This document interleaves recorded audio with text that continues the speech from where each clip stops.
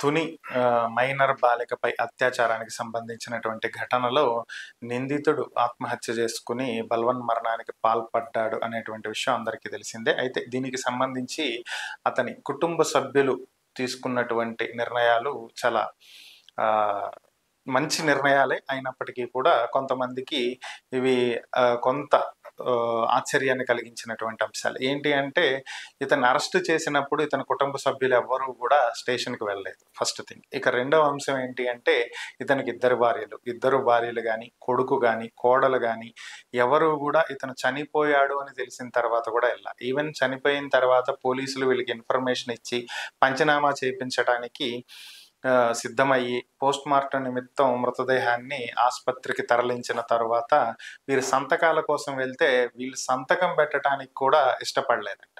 దీంతో పాటుగా అతని కొడుకు, కోడలు అలాగే కూతురు కూడా ఆయన మా కుటుంబం నుంచి ఎప్పుడో మా కుటుంబ వ్యక్తి కాదు అనుకుని వదిలేశాము. మాకు అతనికి ఏ విధమైనటువంటి సంబంధం లేదు. ఇలాంటి నీచమైనటువంటి దుర్మార్గమైనటువంటి పనులకు పాల్పడేటువంటి వ్యక్తి బ్రతికి ఉండటం కంటే చచ్చిపోవటం మంచిది.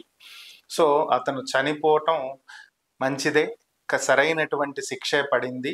సో మేమెవరమీ దీని గురించి బాధపడట్లేదు. అతను ఎలా పోయినా మాకు సంబంధం లేదు. మేము రాము, మేము సంతకాలు పెట్టము అని చెప్పి కూతురుతో సహా అందరూ తేల్చి చెప్పేశారంట. అది పరిస్థితి.